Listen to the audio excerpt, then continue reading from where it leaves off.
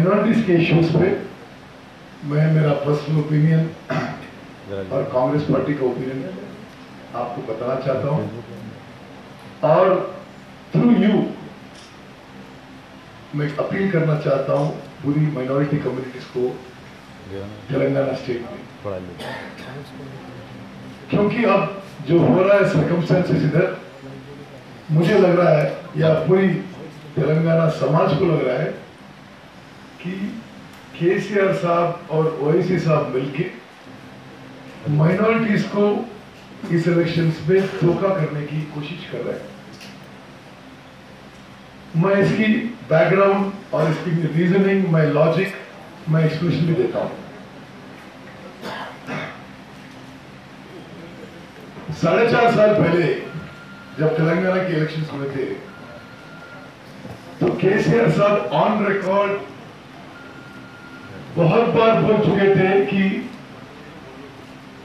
मुसलमानों को हम वीडियो रिकॉर्ड में रिलीज कर चुके हैं इसकी, तेलंगाना में 12% रिजर्वेशन लागू करेंगे अगर टीआरएस गवर्नमेंट इलेक्ट होती है। हम इसलिए बता रहे हैं कि ये धोखेबाज है केसीआर। उस चीज में 4 साल बार बार माइनॉरिटीज को धोखा देते हैं और अब इलेक्शन में इसके बारे में बात भी नहीं कर रहे। 19 अप्रैल 2014 में शादनगर में बात करते हुए बोले तमिलनाडु की शक्ल में हम रिजर्वेशन कराएंगे और 12% रिजर्वेशन मुसलमानों के लिए कराएंगे। मुसलमान बच्चों के लिए गवर्नमेंट एजुकेशन इंस्टीट्यूशंस में और गवर्नमेंट जॉब्स में हम 12% रिजर्वेशन दिलवाएंगे। उसके बाद इलेक्ट हुए, असेंबली में डिक्लेयर किए कि 1 साल में कर देंगे। उसके बाद रमजान आया, हाईटेक सिटी में हुआ था गवर्नमेंट का इफ्तार, तो बोले अगला इफ्तार तक कर दूंगा। अगला इफ्तार आया, बोला अगला इफ्तार तक कर दूंगा। इसके बाद असेंबली में जब हमने इश्यू रेज किया था, केसीआर साहब ने असेंबली में कहते कि मैं नरेंद्र मोदी से बात कर लिया, हो जाएगा on record in the assembly, और बोले अगर नहीं करेंगे मैं दिल्ली में भूकंप कर दूंगा, आई क्रिएट अर्थक्वेक इन दिल्ली, मैं पार्लियामेंट को हिला दूंगा, मैं सुप्रीम कोर्ट में इस पे जबरदस्त पिटीशन फाइल करूंगा। उसके बाद पता नहीं क्या हुआ, केसीआर साहब मुंह नहीं खोलते अब इसके बारे में।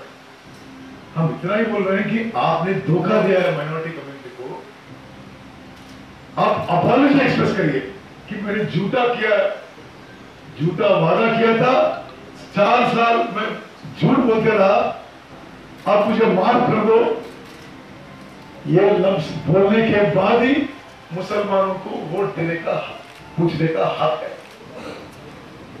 इसके अलावा बहुत से इंसिडेंट्स हुए जो शॉकिंग है, और एक चीफ मिनिस्टर होते हुए मिनिमम से मिनिमम रिस्पॉन्स नहीं दिए। हमें सब मालूम है आलेर के पास 5 मुसलमान नौजवानों को हथकड़ी लगा के ब्रॉड डेलाइट में मारा गया था। हमने आवाज उठाया, हो सकते हैं वो अक्यूज है, लेकिन उनको पनिशमेंट देना कोर्ट का जुरिसडिक्शन है। आप कौन है उनको मारने के लिए? उस दिन से आज तक केसीआर साहब ने मुंह नहीं खोला।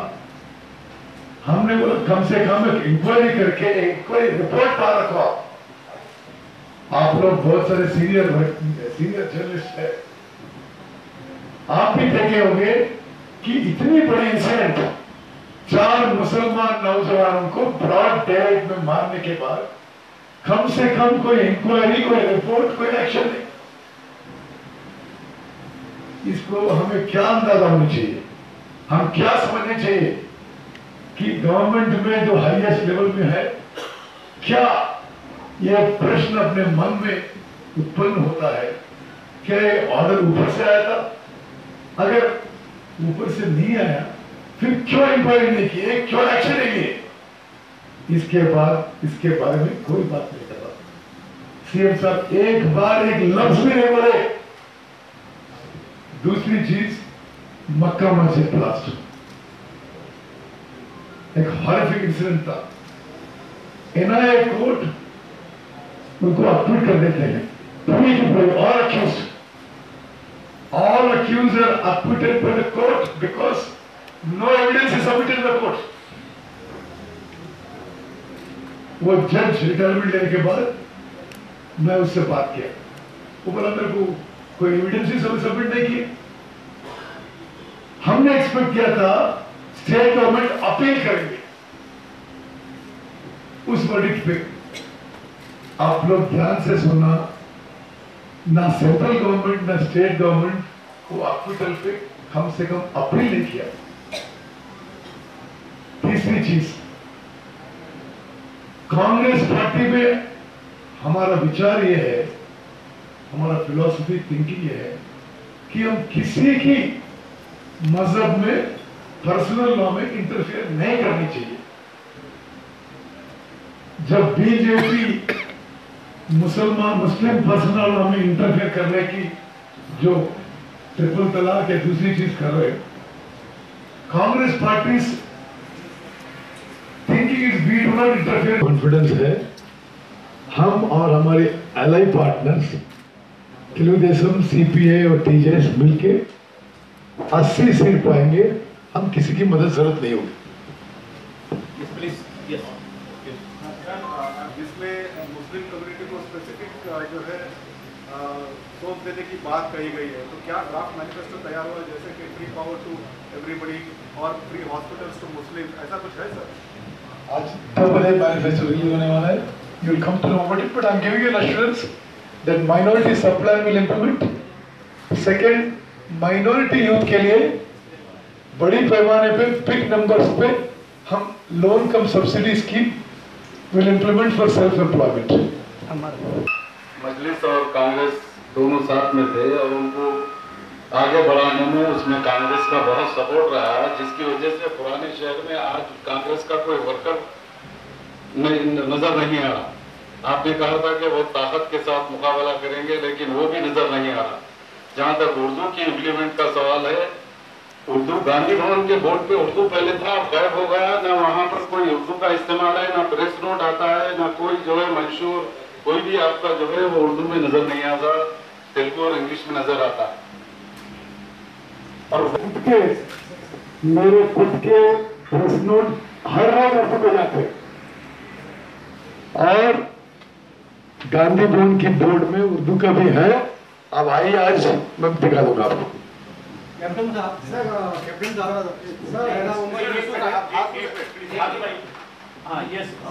जा रही है, क्या आपकी गवर्नमेंट आने के बाद कम से कम आप ये वादा करिए एक मन से कि उसको पूरा डिजिटलाइज करेंगे? जरूर, आप जो बताएं, we will seriously take up recovery of lands of Waqf Board, revamp and strengthen the Waqf Board. Yes, please. Yes. Okay, 1 minute, please. Sir, Captain. 1 minute, please. अच्छा मिनट प्लीज सर, ये please आप पूछिए sir. ठीक है, बोलिए। जहां केसीआर ने आलर encounter की रिपोर्ट नहीं दी, वहीं कांग्रेस ने भास्कर राव कमीशन की रिपोर्ट भी नहीं दी थी। एचसीआर ने जहां पे ओल्ड सिटी के लिए 1000 करोड़ का ऐलान किया था, वहीं वाईएसआर ने 1200 करोड़ का ऐलान किया था। 2000 करोड़। तो फिर सिर्फ ये वादे तो टीआरएस भी की थी, कांग्रेस की, लेकिन ठोस इकदाम आने वाले दिनों में क्या होगा उस पर आपने बहुत कम रोशनी डाली कि माइनॉरिटीज के लिए आप क्या करोगे? मैं आपको 2-3 चीज बताना चाहता हूं।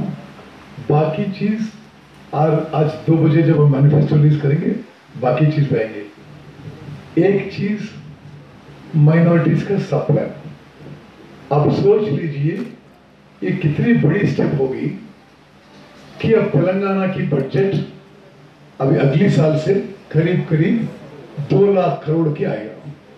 हम ये वादा कर रहे हैं कि 12% 24,000 crore budget allocation minority welfare के लिए अलोकेट करेंगे। आज मैं पूरी कॉन्फिडेंस से आपको आश्वासन दे रहा हूं, तेलंगाना कांग्रेस प्रेसिडेंट होते हुए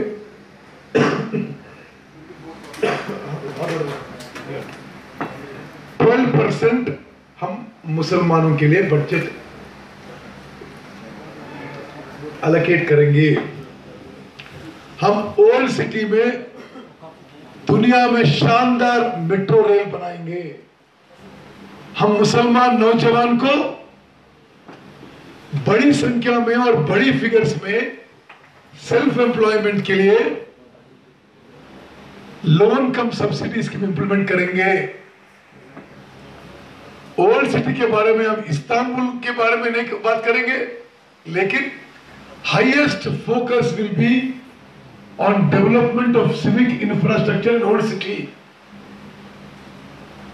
और ओल्ड सिटी के साथ जहां जहां मुसलमान पॉपुलेशन का ज्यादा परसेंटेज है, आप निजामाबाद लो, नलगोंडा लो, महबूबनगर लो और करीमनगर लो, वरंगल, जगतियाल, निर्मल, मुस्लिम जहां पॉपुलेशन परसेंटेज वहां है, वहां स्पेशल फोकस होगा उस एरियाज की डेवलपमेंट पे।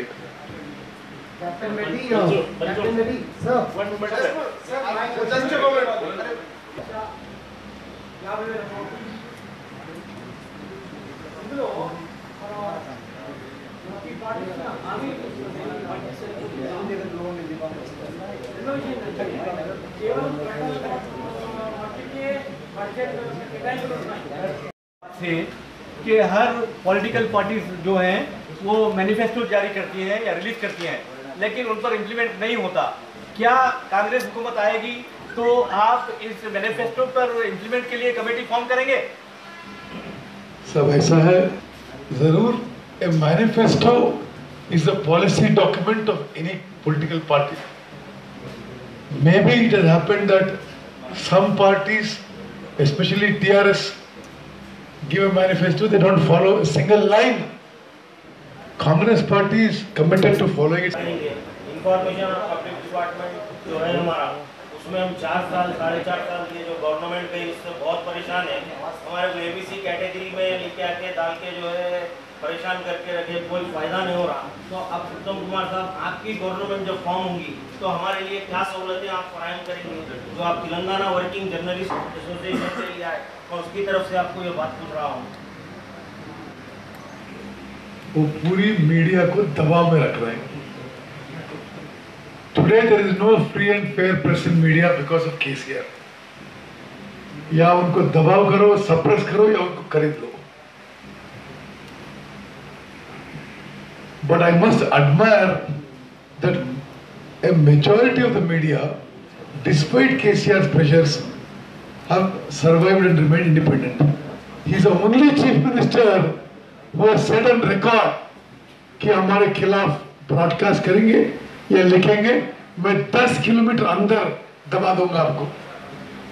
ये और जर्नलिस्ट को, सबको धोखा देते हुए जर्नलिस्ट को भी केसीआर धोखा दिया है, मैं याद दिलाना चाहता हूं।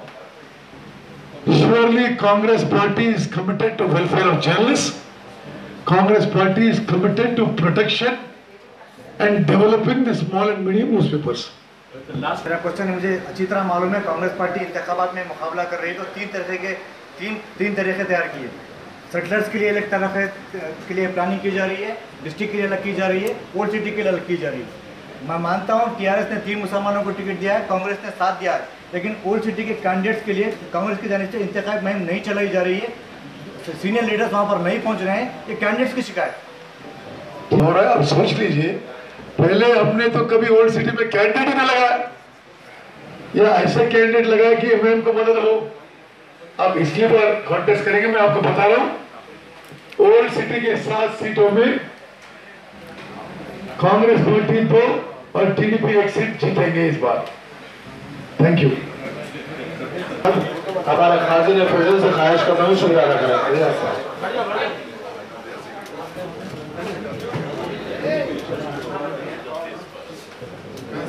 यहाँ देखो सर, इधर सामने देखो, यहाँ देखो सामने।